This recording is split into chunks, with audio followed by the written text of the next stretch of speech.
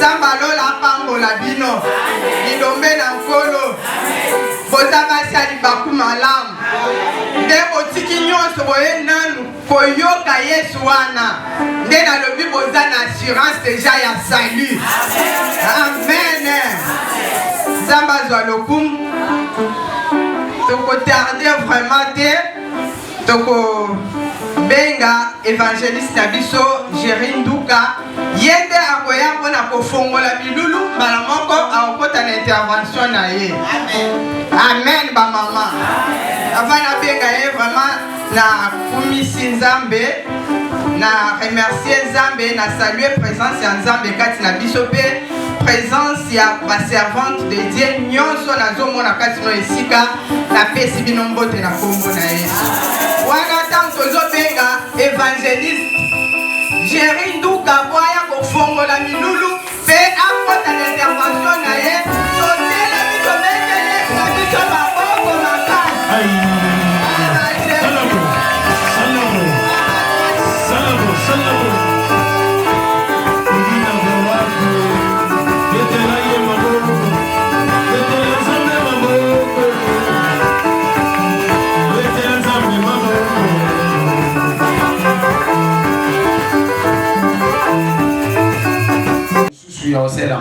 Amen.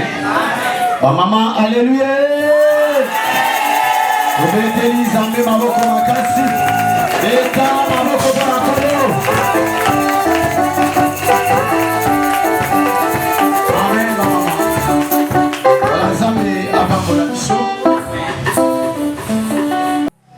L'autre Koutamina, 6e convention, la femme brillante, il y a l'Issama Angélique quartier 12.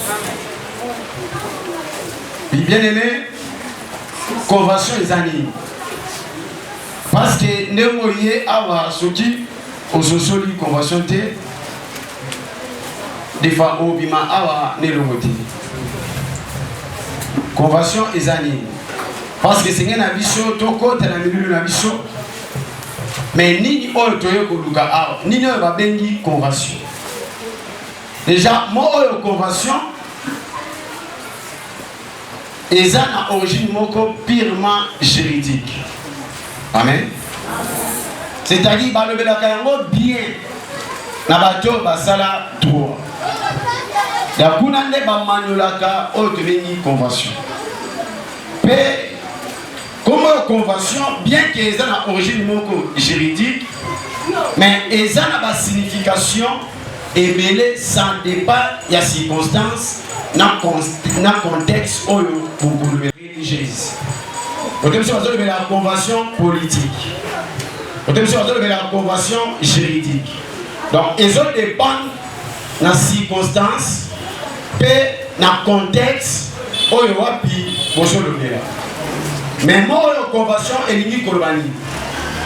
Pour ce que ce soit une convention, tant que vous avez une convention est liée à l'Urbanie. La convention,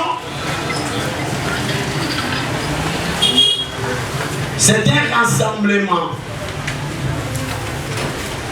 réunissant les collaborateurs ou le membre pour faire le point sur les objectifs, pour discuter, pour s'adonner un rassemblement qui réunissent les collaborateurs et les membres. Ces collaborateurs et membres sont réunis pour faire le point sur les objectifs, pour discuter ou pour s'adonner à une activité représentant un intérêt commun. Amen. Église, alléluia. Et ça dit ça là. Il y a basangani pour que bayokana Nicolas ba etinda pe bayeba kodicité tope kosolola likolo ya eloko ezotalisa litomba moko mpona bato nyonso. Amen. Alors, la convention telle que de Sangani et Sangisi par maman, non, le col à l'Isama la politique et Sangisaka, mais et Sangisi par maman pour que toi pour se mettre d'accord, il y a un objectif en tant que maman. Mais toi pour discuter pour la côté ça, il tombe mon corps. Oh, ma maman n'y en sort. L'église, alléluia. Ma maman, alléluia. Amen. Alors, le corps les a intérêts. Aux mamans, quand c'est encore, intérêts à mon corps. Intérêt commun à dissonance, et ça vous cause à l'école. Amen. Amen, ma maman. Amen. Mais objectivement, dans ce cas, et ça dit qu'il y a quand même plus de mamans quand c'est encore, on va pas bon, on a des choses de bon. Alors, pour na yango, na liloba oya munkie, et na isugi à molimo centre. Né deux ans fongola, mais nous na mission au téléni convention, au les banda na tonga lelo. Et ce qu'on dit aux la collaborateur, aux la membre na convention, au bété Zambé maboko makasi, bété Zambé maboko makasi, béta maboko na yo kayo béta maboko pour l'encolo. Amen, ma maman. Amen. Alors sans plus tarder, la consécration des cas. Oyo bazana ba objectif ya oyokana. Oyo ndi bazana intérêt commun na ba maman nyonso. Esangisi biso autour ya thème moko oyo eza très important. Mais le thème oyo pour na maman nyonso eza na motu ya makasi. Parce que maman na likambo oyo eza adressé plus particulièrement et pas à maman. Amen, maman. Amen. Et dès que nous sommes là, on a 2 jours de convention.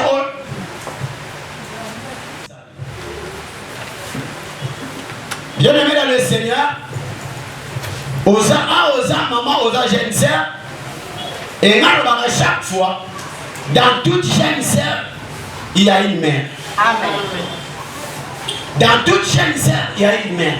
Dans aux jeunes sœurs, le lot, mais l'objet aux maman. C'est pourquoi convention parole et tali ba maman et tali moi signons sur Yazaka ici.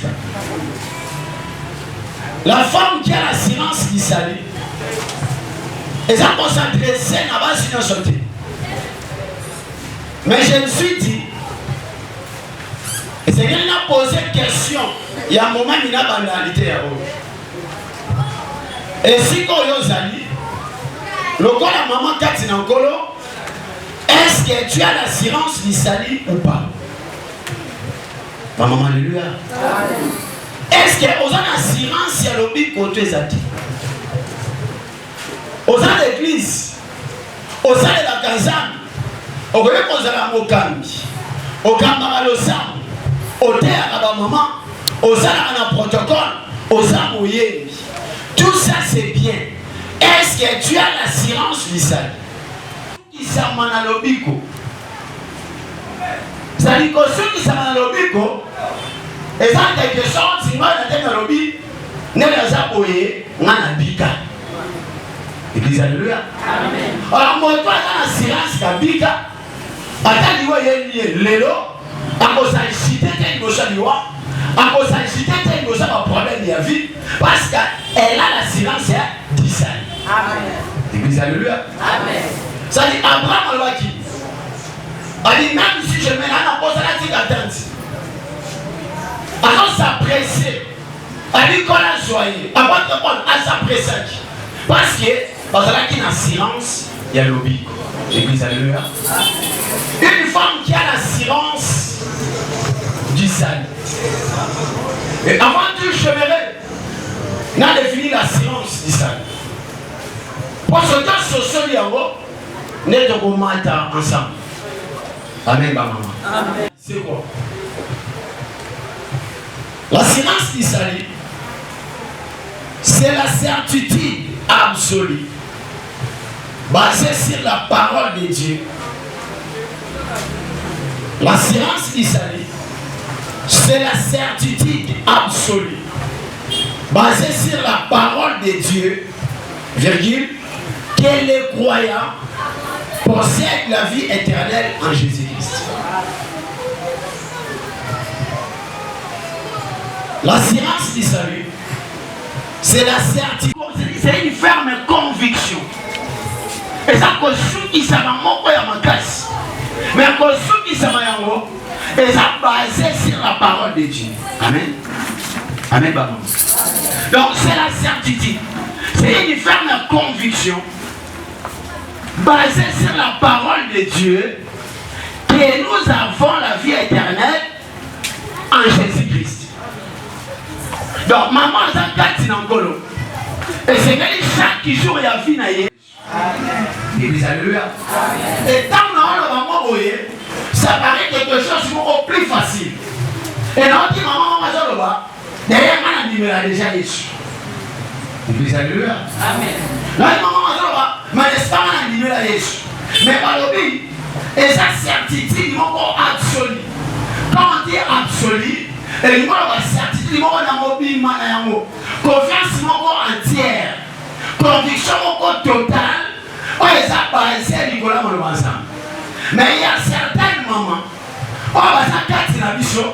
C'est vrai qu'il va dîner là Jésus. C'est vrai qu'il va s'accater dans le colo. C'est vrai qu'il va y avoir mon ensemble. Mais il va avoir une conviction mon totalité. Église alléluia. C'est bien qu'il va s'aller ensemble. C'est bien qu'il va dire que va missus. C'est bien qu'il va s'aller dans l'invitation au Pakala. Bien que vous allez voir chose ça. Bien que vous allez l'église, mais vous allez ferme conviction en athée. Église alléluia. De animaké, nazala bobo ya seko parce qu'il a animé la Yesu. Église alléluia. Pour bisous nous tous ce soir. 1 Jean chapitre 5, verset 11 à 15. On va me limiter à 13.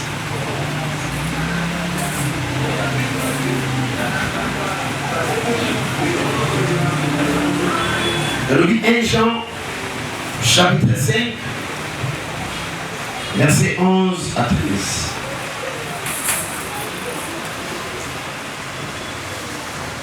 1 Jean, chapitre 5, verset 11 à 15. À 13. Ouais. Tu peux pas? Amen. Voici ce témoignage. C'est que Dieu nous a donné la vie éternelle. Et cette vie est dans son Fils. C'est lui qui a le Fils à la vie. C'est lui qui n'a pas le Fils de Dieu n'a pas la vie. Je vous ai écrit ces choses. Vous avez la vie éternelle. Vous qui croyez au nom du Fils de Dieu. Église alléluia. Allez, je vous ai écrit ces choses afin que vous sachiez que vous avez la vie éternelle, vous qui croyez au nom du Fils de Dieu. Amen. C'est-à-dire que l'assurance du salut, c'est avoir cette certitude, cette confiance absolue dans le rôle. Mais dès qu'on y met là Jésus, tu as déjà la vie éternelle. Église alléluia. Parce que la vie est en Jésus. Dès que tu crois en Christ, tu as la vie. Mais l'apôtre Jean nous a écrit. Il a dit, j'ai écrit ces choses pour que vous sachiez que vous avez la vie éternelle si vous croyez au nom du Fils de Dieu. Amen. Église alléluia. Et parmi ma maman, n'a pas dit ma maman que Azana m'a dit. Alléluia. Maman, alléluia. Tu crois qu'elle a déjà la vie éternelle. Amen, maman. Amen. Alors, oui, tu as compris ma parole pour vous dire que dès le jour où tu à Jésus, tu as réussi la vie éternelle. Amen. Mais, malgré ça, cette assurance qui salut pose problème. Maman, tu sais l'ensemble. Tu as compris que tu as maladie. Maman, l'ensemble, il y a eu un qui. Attends, mon pense. Avant de connaître la circonstance, avant de connaître le problème, alors que le roi dit à Jésus, comme Seigneur et Sauveur, tu as la silence. Amen. Alors dans les saluts, nous avons tout. Amen. Dans les saluts, nous avons la guérison. Amen. Dans les saluts, nous avons la bénédiction. Amen. Dans les saluts, nous avons la délivrance. Amen. Mais tu auras cette assurance du salut que lorsque tu as la foi en Christ, que tu as la foi. Amen. Mais devant le problème, on se comporte avec Église, alléluia. Amen. Non, elle est morte. Vous rencontrez la tête de la campagne. Le dernier Jean chapitre 10. Dans vous avez la vie éternelle, vous qui croyez. Comment il dit ceci? 1 Jean chapitre 2, verset 24, le 26.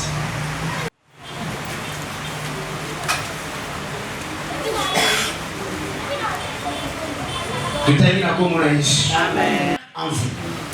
Si ce que vous avez entendu dès le commencement demeure en vous, vous demeurerez aussi dans le Fils et dans le Père. Amen.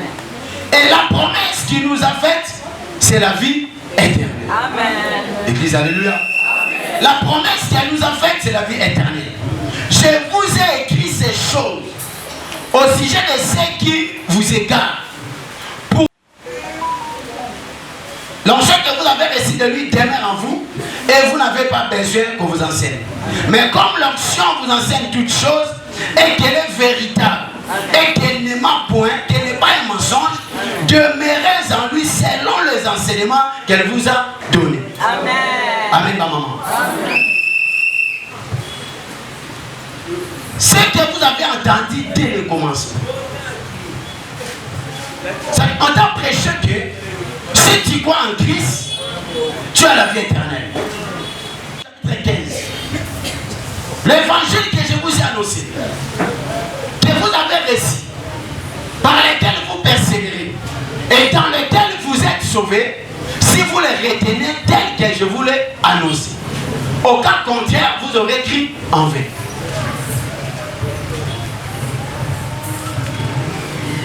L'évangile que nous avons écouté dès le commencement. Bâtez l'évangile. Oyamba Yesu. On peut ce qui est final. On va dire dans la colle même au bikis. Mais dans la Bible, nous exhorte de demeurer dans le Bawana. Que Jésus-Christ, c'est lui la vie éternelle. On s'y met lié dans un abonnement. Et c'est ça la silence du salut. Sachant que dans le parcours à Namokil, il y aura des contradicteurs. On va égarer nous. On va doctrine Moussous. On va un autre évangile. On va côté à Makambo et Zagamoté. Mais la porte politique. On va dire kaki ou tel bandit. On va dire la kikati na yango. Et ce qui va dire kati na yango ne vous en a moana, puis vous en a papa. Église, alléluia. Mais ce qu'on vous dit kati à Maloubawana. Bien qu'aux à l'église, bien qu'aux à dans un moussala somolo pakala, tu n'es pas dans le Fils ni dans le Père. Mais alors, il faut que vous meniez dans Malobawana. Wanande, Bogoya Osangola, Oyoza de Alaka Kidiso, Oyeza Bomoyi Yase. Amen. Église, alléluia. Amen. D'abord, Moyaseko, et Seigneur, il y a un Zimaya. Amen, maman. Amen, maman. Et là, quelque part. Non, on a musulman. Bali en terre on a azalaki collègue ya musala ya Mahomet. Bali chaque fois abandaki kosala ba prière na bango abandaya kolela. Amen maman. Amen. On a niveau sur l'assurance du salut. Abandaya kolela chaque fois. Mais na ba bazo mona ndeko kolela alila kaka. À s'approcher vers elle, avec ses mamans, papa n'a pas chaque fois ça le là. Est-ce qu'on a le rapport chaque fois, quand on s'en est là, on a pensé à des choses. On a paradis, on a paix en fait. On a ensemble, on a paix diable. Mais on a le rapport à lui. Pour la yédi sort dans la vie. L'église, alléluia. Amen. Bah, maman, alléluia. Amen. Ensemble d'abord, il y a une sorte d'ayété. Bien que ensemble là, proche à prophète, mais il y a une sorte d'ayété. Mais yo maman Katina Kolo, Dieu n'a pas voulu que yo se comporte le rôle ami à prophète, on y est ma sorte d'ayété. Pendant que tu es dans la vie, tu dois avoir l'assurance du salut. Amen, ma maman. Il y a des certifiés. On sou qui ça. Il y a la mouche na poni. Et Jésus sauve. Donc l'assurance du salut, c'est cette conviction-là. Ferme assurance. Que nous n'avons pas bika. Et l'apôtre Paul le dit, que personne ne me fasse de la peine. De la bika. Dans la pensée, maladie, mais dans cette assurance-là, moi je suis la bonne sort na été. Moi je suis éduqué, n'est pas ensemble de moi, finalité nanga bon moi assez. Parce que quand je suis ensemble, aïe bita au sugawa. Je dis maman est-ce que obika? Abana ensemble ganda yebi. D'ailleurs mon aïe bita est obika. Attendez ma joie aïe bita za lobi. Alors que Dieu fait que yo yé na tonga lelo. Obima awa comme une femme qui a l'assurance de ça. Il y a aussi qui s'amène à monter manayo qui est obika. Obika ngolo kufate. Amen maman. Obika ngolo oh ça na kata Yesu. Tu as cette assurance. Tu as Jésus, tu as tout. Mais la base que j'ai Jésus et il a déjà une terre dans la zaso. Soko sosalingo beteli zambe maboko makasi. Betela zambe maboko makasi. Une femme qui a l'assurance de ça. Les nazars sauvés. Promesse à vos causes à Nicolo et Zayamai. La Eyine n'a pas de cause à Nicolo. Si n'a pas fait le lot, n'a pas fait l'assurance. Que les autres ont été des missamis. N'a dit que Nazana, d'autres mauvais élèves, un corps céleste. N'a pas de l'ensemble de Jésus. L'assurance, combien de vous avez besoin? Maman, alléluia. Si tu habites au temps où ça nico, avec beaucoup de sincérité, toi tu n'as pas dans la conviction que je suis big. Oh le bal. Amen. Amen, maman. Tout le temps, texte dans l'issue centrale. Je crois que tu as des pliants au moins qui est l'évitation. 1 Timothée, chapitre 2, verset 15. Nabaki maman a dit Kambol. Ils ont adressé plus particulièrement et précisément par maman. C'est pourquoi il faut l'invoquer. 1 Timothée chapitre 2 verset 15.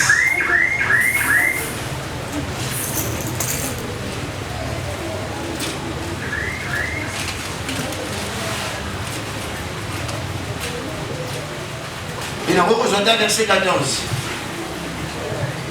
Et ce n'est pas Adam qui a été séduit, c'est la femme qui séduite s'est rendue coupable de transgression. Elle sera néanmoins sauvée en devenant mère si elle persévère dans la modestie, dans la foi, dans la charité et dans la sainteté. Église, alléluia. L'apôtre Paul, à travers ce passage, je vais nous donner une lumière. La femme qui a l'assurance du salut, c'est cette femme qui a la persévérance. Amen. C'est cette femme qui a la persévérance. Maintenant, posons-moi la question de savoir, la persévérance, c'est en quoi? Amen. Parce que dans la maman, elle va au lieu de persévérer dans le royaume, persévérer dans la maman. Moussa est tellement persévérante dans le commerce. Et dans le commerce, dans le moment manger, il était dit dans le maman. Amen, ma maman. Attends, quand on a 18h, il n'y a pas le roi où il dit 18h. À ça, persévérant. À ça, c'est la dernière client. Aïe. Maman, il y a une persévérance. Amen, ma maman. Mais l'apôtre Paul dit, la femme qui a l'assurance du salut, c'est cette femme-là qui a la persévérance. Il y a moi, je suis un pico et un maman. Il y a moi, je suis un maman. Il y a quoi dans la moi, je suis un hasard ordinaire, mais je suis une femme persévérante. Il y a moi, je suis un pico. Il y a moi, je suis un tinoma. Azambamba, mais Azambamba nani na boto matin.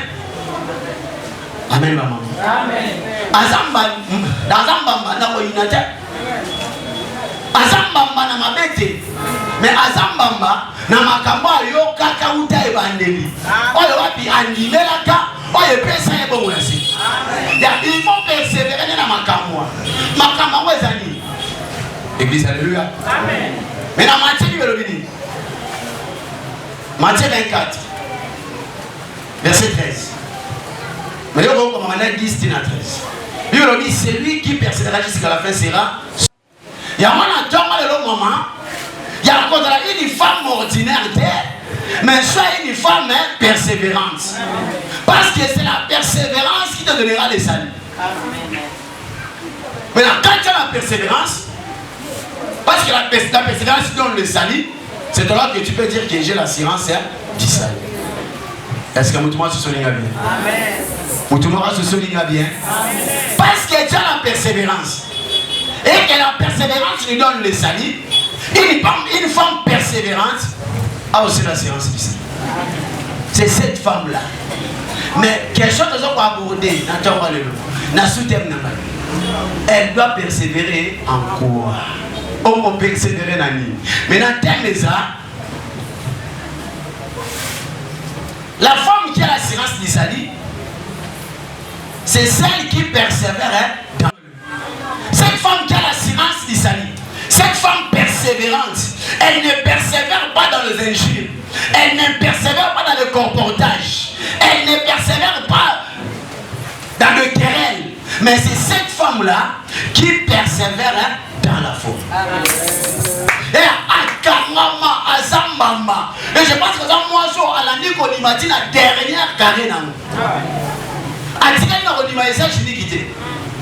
Amen, maman. Mais oui, on imagine ça, je dis que ça là. Donc, en fait, écoute, en fait, on va pas échanger mon micro. Donc, en fait, la personne, ça numéro exagéré. Tu sais, le bilo, je relié, n'a ni cours. Na otikali na san paseni et quand ni mama na belé et ça exagéré ya andi mama c'est comme ça et là ben on a été toli et ce moment là ni kambo za ngwa teteka bonima et on ni mama ta mama sudi kambo ya sudi kambo za ta na bonima alors que la femme qui a la sémence du salut, c'est celle qui persévère dans la foi. C'est-à-dire que toute sa vie, elle est assise sur la foi. C'est-à-dire, avant de la elle a cette assurance. Elle ne doute de rien. Église, alléluia. Donc, elle a l'assurance du salut. Parce qu'elle persévère dans la foi. Amen, maman. Et si vous allez on persévère en ami. Parce que bien sûr. Mais manière on a aussi l'ensemble. Tu persévères dans la foi ou dans d'autres choses. Attention, on a persévérance dans le cas où la battu. Amen. Et dit que on s'est bien. Il y a ces fois qui soudé. Le rôle de persévérance dans la division. On est capable de diviser. On a persévérance dans la vie. Mais la Bible te dit. Tu veux être persévérante dans la foi.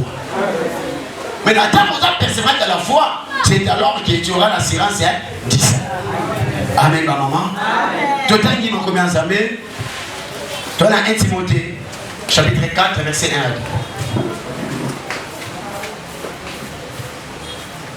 2. 1 Timothée, chapitre 4, verset 1 à 2. Amen, ma maman. Amen, ma maman. Ce qui me demande à bien à l'objet gloire au Seigneur. Ce que je suis bien à l'objet gloire au Seigneur. 1 Timothée, chapitre 4, verset 1 à 2. Verset 1 à 2. Amen. Mais l'Esprit dit. Si mon lit me lobby. L'Esprit dit expressement que. Quelques-uns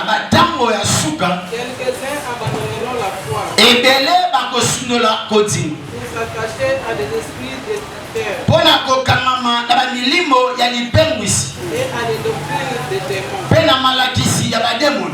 Par hypocrisie, des faux docteurs. Na lokuta ya bate ya lokuta.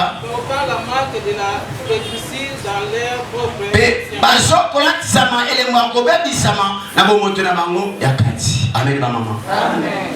Écrit à Timothée à Émissier que l'Esprit dit expressement dans les derniers temps, quelques-unes, certaines mamans vont abandonner la foi. Amen. Vous avez besoin constamment au salam. Dans l'église, dans l'histoire d'éternel. ce temps le tali et ça la moins de croissance numérique. Bah tu vas quitter. Amen, maman. Amen, maman. J'étais le dimanche passé quelque part. Mais une fois, dans le passage que les gars, dans mon église, maintenant, dans le 3e dimanche, dans le camp. Et je me suis à ça lui-même constant. Alors, il y a dit que dans sa mère a dit au mois de croissance, c'est ça, il écoute. Mais la bonne avait dit, dans les derniers temps, quelques-uns abandonneront la foi. Maman, alléluia. Voilà pourquoi, il y aura dans l'église, tu dois persévérer dans la foi. Parce qu'à cet temps de la fin, je pense à l'idée de il y a reçu de l'ornier. Parce que la Bible dit, la fin d'une chose vaut mieux que ça commence.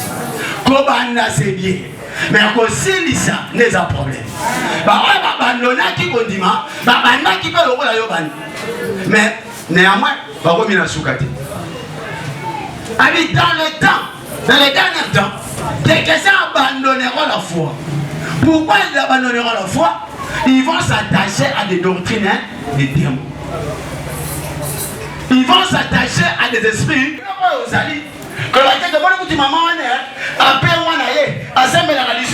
C'est bien. Mais tu dois persévérer dans la foi.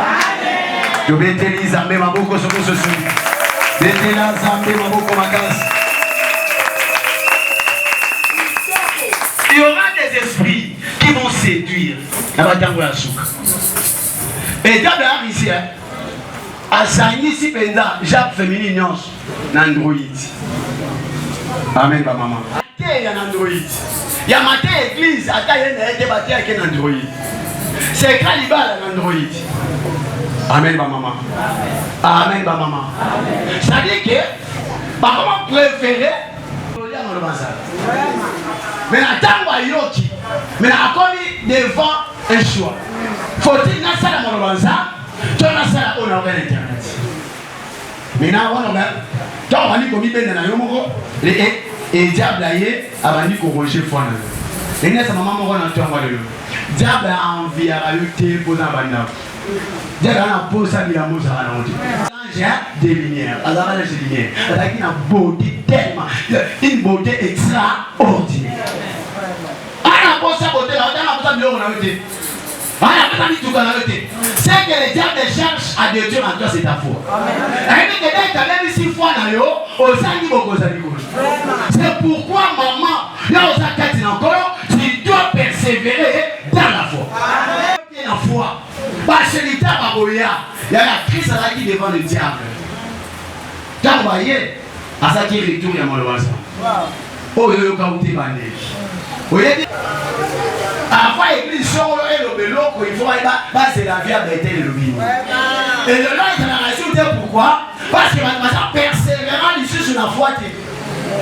Par contre, ma maman dit, mais toi, tu es au bout de la vie. Amen, maman. Persévérant dans la foi. N'attends pas la persévérance dans la foi, tu auras la science ici. N'a la libongi le roi la vie. Et quand on t'a la Bible, et là le motivant là, certaines des gens sont dans la Bible, c'est les gens qui ont la magie. On a posé la petite attente sur la Bible. Na moi na mate arme kalima akufa azati. Même si on le dit, intercession. Amen maman.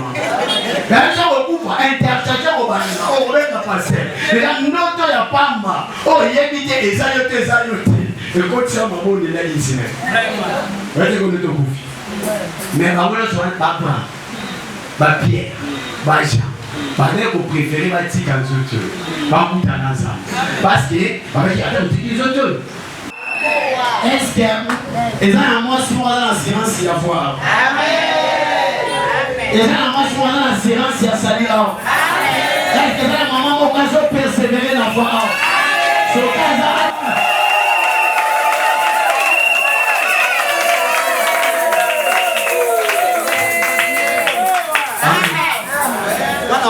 C'est marrant, c'est pour le comment.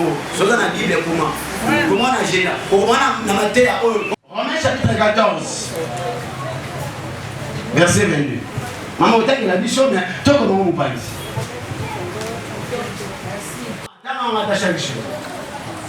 Amen, maman. Amen. N'a pas de voix à domicile. Amen. Konima oyo zanango. Ya libosa nzama ogena ba hobiti.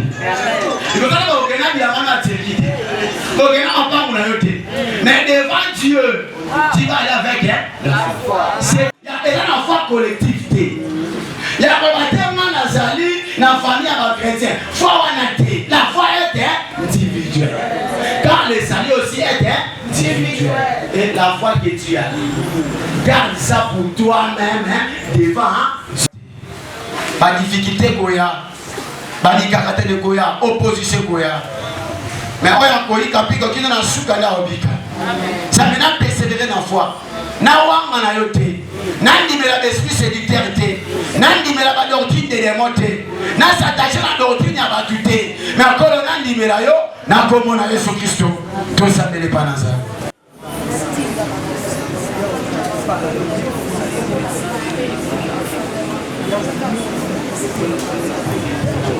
Maman priez pendant sa paix. Le balance à la persévérance de la foi.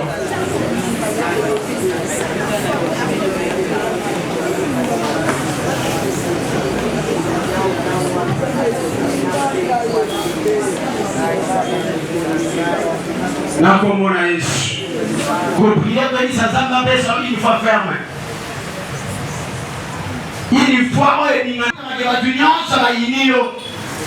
mais qu'on y en a été à l'état. Au recours, à ma passe, comme elle a dit, mais qu'on y en a été à l'état. Au relis sans ça, après ça, une fois ferme. Là, pour moi, là, Jésus Christ. Seigneur éternel Dieu, ma communauté lobby, aux assemblées, il y a des machines à sémence pour l'honneur. Kolo, une autre partie, il croit qu'il y a un souper. Et une autre partie, il croit qu'il c'est la bonne terre. Père éternel, on dit le sang, on a dit, c'est moi qui ai colo dans la famille du haut, et quoi, il y a c'est de bonne terre. Ça me dit, c'est moi qui ai colo, il y a un thème, il y a un malin, et je m'ai coquille à quoi germer, il y a un moment, il y a un moment, et pas un moment. Ça me dit, ce qui m'a dit, le bas, puis le renard, ils ont dit qu'à l'année, ça me dit, au bail qui m'a reconnu. Tika Kolo, base réellement, base sur la silence, il y a sali, à travers la persévérance n'a pas protéger maman contre la tribulation, contre la fléonière sur le diable, mais pas à la protéger dans la puissance de le lobby, dans le moment de Jésus, tout ça mérite le lobby. Amen. Amen. Voilà, de mettre les amis, maman,